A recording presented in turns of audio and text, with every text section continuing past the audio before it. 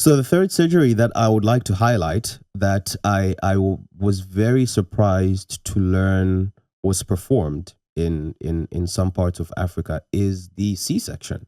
The C-section is something that, again, is documented across multiple different groups in Africa.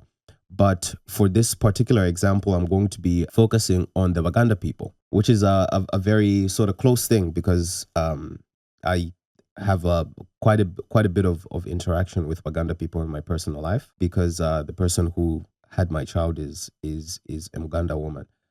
But this is something, this case or this account of a C-section being performed is one that was made in 1878. A C-section is, according to Johns Hopkins, they define a C-section as a surgical delivery of a baby through a cut or incision that is made in the mother's abdomen and uterus. This 1878 account of a C-section that was observed in Uganda was by a man, a British anthropologist, a physician, and an explorer who went by the name Robert Felkin. So Robert Felkin was somebody who had studied medicine in the UK for a while, and then he was sent to Uganda on an expedition, on a missionary expedition, let me say. And while he was there in 1878, he bore witness to a C-section being performed in the Kasese region in Uganda. And while he was there and he observed the C-section, he created a pretty detailed account of how the people in Uganda went about performing the C-section. And so to make things easier, I'm just going to quote from the paper that he wrote about the C-section being performed. And so the following quotes are from his detailed account, and you can find this detailed account linked in the description box below. I'm going to link all of the papers and all of the books that I used as sources, so you guys can check them out for yourselves. So yeah, this is a quote from Robert Felkin's detailed account of an 1878 C-section being done in Uganda. By 1875, he had become a medical student at Edinburgh University, but before completing his training, he was sent to Uganda in 1878 by the Church Missionary Society. He was presented to King Mutesa, whose personal physician he became in 1879. The operation is performed by men and is sometimes successful. At any rate, one case came under my observation in which both survived. It was performed in 1879 at Kahora. Correction, it wasn't performed in 1878, it was performed in 1879.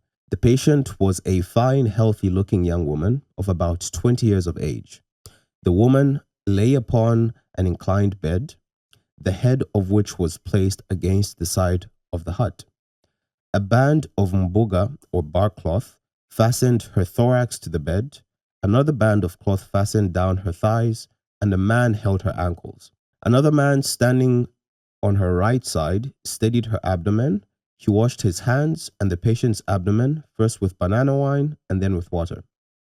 He proceeded to make a rapid cut in the middle line, commencing a little above the pubes and ending just below the umbilicus.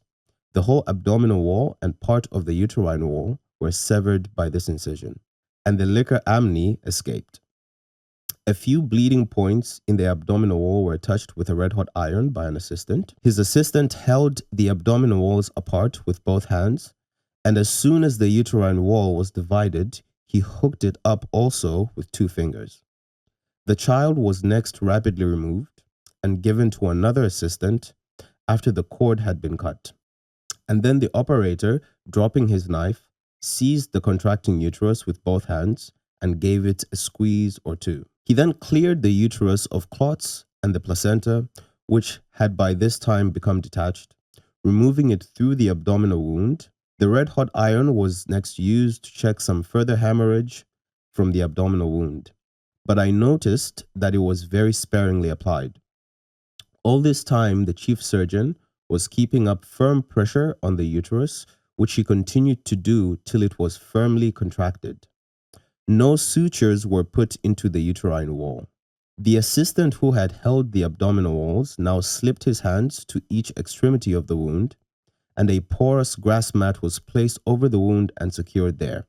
The bands which fastened the woman down were cut, and she was gently turned to the edge of the bed and then over into the arms of assistants, so that the fluid in the abdominal cavity could drain away onto the floor. The edges of the wound, i.e. the peritoneum, were brought into close apposition. 7 thin iron spikes were polished, like acupressure needles, being used for the purpose, and fastened by string made from bar cloth. A paste prepared by chewing 2 different roots and spitting the pulp into a bowl was then thickly plastered over the wound. A banana leaf warmed over the fire being placed on top of that, and finally a firm bandage of mbugo cloth completed the operation. Until the pins were placed in position, the patient had uttered no cry, and an hour after the operation she appeared to be in quite a comfortable state.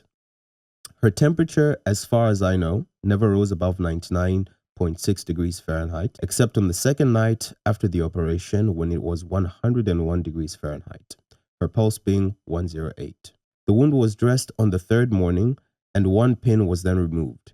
3 more were removed on the 5th day, and the rest on the 6th. At each dressing, fresh pulp was applied, and the little pus which had formed was removed by a sponge formed of pulp.